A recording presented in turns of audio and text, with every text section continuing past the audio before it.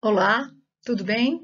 Eu sou a professora Vanessa Lemos e hoje nós vamos falar um pouquinho sobre insuficiência cardíaca para ajudar nos seus estudos.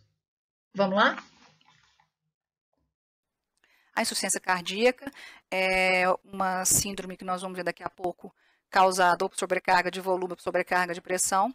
Então, inicialmente, vai haver mecanismos adaptativos em que um deles é a hipertrofia ventricular ou a dilatação. Então, geralmente, a hipertrofia vem por sobrecarga de pressão e a dilatação vem por sobrecarga de volume. Vocês podem observar que com a sobrecarga de pressão, o enchimento diastólico fica prejudicado e com a sobrecarga de volume, a contratilidade miocárdica vai ficar comprometida por causa da direção excêntrica das fibras, diminuindo a força de contração do miocárdio ou inotropismo.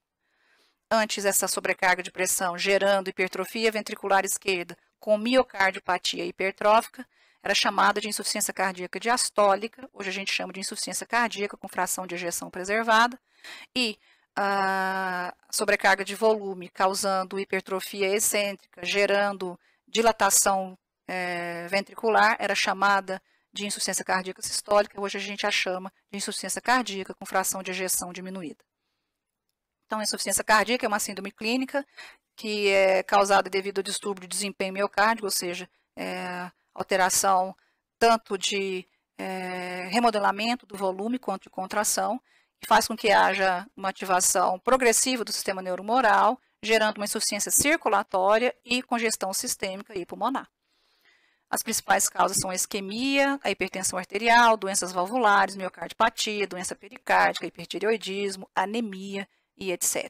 Então, dependendo da causa, as adaptações vão ser maiores ou menores em direção à hipertrofia ou em direção à dilatação. De uma maneira geral, a fisiopatologia ela é causada por mecanismos de adaptação a essa sobrecarga. Então, isso ocorre para manter o débito cardíaco, para que haja fornecimento de oxigênio aos tecidos. Então, vai ocorrer o mecanismo de Frankenstein para manter o desempenho cardíaco, a hipertrofia miocárdica com ou sem dilatação, para tentar aumentar a massa de tecido contrátil, e ativação do sistema neuromoral e do sistema renina-angiotensina-aldosterona, para tentar manter a pressão arterial e, com isso, a perfusão dos tecidos.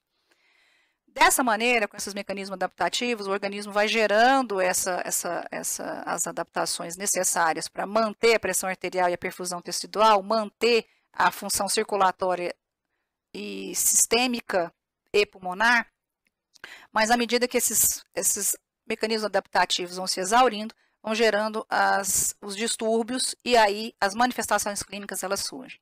Então, a congestão pulmonar ela vai aparecer por aumento da pressão capilar pulmonar. Então, vão aparecer dispneia, ortopneia, dispneia paroxística noturna, estertor fino ou crepitação.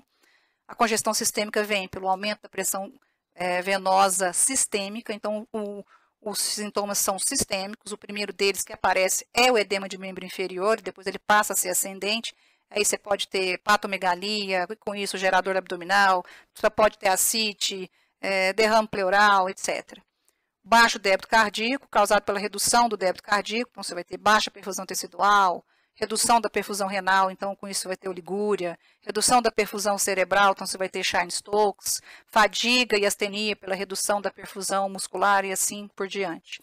O estímulo adrenérgico, pela ativação também do sistema renina-angiotensina-aldosterona, você pode ter taquicardia e diversas outras alterações. E as adaptações podem remodelar o miocárdio, como eu já falei anteriormente, provocando dilatação ou hipertrofia ou os dois. Então, de acordo com essa discussão anterior, você pode ter redução do débito cardíaco, aumento da pressão capilar pulmonar, aumento da pressão venosa, e diante disso você vai ter as manifestações dos sinais dos sintomas, e os sinais e sintomas restritos também ao coração, e somado com a história e o exame físico, você vai ter a hipótese diagnóstica de insuficiência cardíaca. E aqui para acrescentar na fisiopatologia, que eu acabei de falar no slide anterior, para ajudar o raciocínio de vocês. Diante disso, nós vamos ter manifestações de insuficiência ventricular esquerda e de insuficiência ventricular direita. Quero adiantar que isso aqui é uma explicação didática, porque isso acontece sincronicamente. Dependendo da causa, vai ter mais uma manifestação de insuficiência ventricular esquerda, dependendo da causa, insuficiência ventricular direita. Mas uma insuficiência ventricular esquerda, à medida que ela vai complicando, gerando aumento da pressão capilar pulmonar, pode ocorrer aumento da pressão, das pressões pulmonares, e isso gerar uma insuficiência cardíaca direita como consequência, e aí ele manifesta como uma insuficiência cardíaca congestiva, ou seja, comprometimento tanto de ventrículo esquerdo quanto de ventrículo direito. Do lado esquerdo, vocês vão observar que nós vamos apresentar distúrbios de congestão pulmonar e distúrbios de baixo débito cardíaco. Então, você vai ter a crepitação pulmonar, o estertor fino, o íctus vai estar desviado, os pulsos periféricos vão estar finos, a presença de B3, enchimento capilar lentificado. Aí você tem a dispneia aos médios esforços, que pode piorar e ter dispneia paroxística noturna, ortopneia, a fadiga e a astenia. E do lado direito, as principais manifestações que podem ocorrer, o edema de membro inferior, a turgência da jugular, a ascite e a hepatomegalia com dor abdominal e plenitude pós-prandial, que com a congestão sistêmica também dificulta a digestão. E isso pode ocorrer em um quadro somatório, que é a insuficiência cardíaca em si. Uma discussão clínica que é importante é a classificação funcional da NYHA, da New York Heart Association, que vai de 1 a 4. 1, o paciente praticamente não tem manifestação clínica à medida que ele faz atividade física diária dele. E o 4 é o pior, o paciente ele tem sintomas já de repouso. O 2, o paciente tem discreta limitação da atividade física habitual, mas ele não tem nenhum sintoma de repouso. O 3, ele já começa a ter sintomas numa atividade física aquém da habitual dele. No exame físico, a gente pode observar, então, diante dos slides anteriores, a gente pode observar a taquicardia, o ictus, B3, sopro sistólico. O que pode ter sopro sistólico? Dependendo do grau de dilatação do ventrículo esquerdo, pode haver um mecanismo de disfunção da válvula mitral. O paciente pode apresentar insuficiência da válvula mitral e gerar sopro sistólico, por exemplo, e pode gerar também dilatação do ventrículo direito, consequentemente insuficiência da tricúspide. Pode haver hiperfonese de B2 no foco pulmonar, o pulso vai ficar fino ou alternante, vai depender do quanto o débito cardíaco é eficiente ou não, e quanto mais fino, significa que o baixo débito ainda está cada vez maior. A crepitação pulmonar e o estertor fino é um sinal de sobrecarga de volume e a da congestão pulmonar.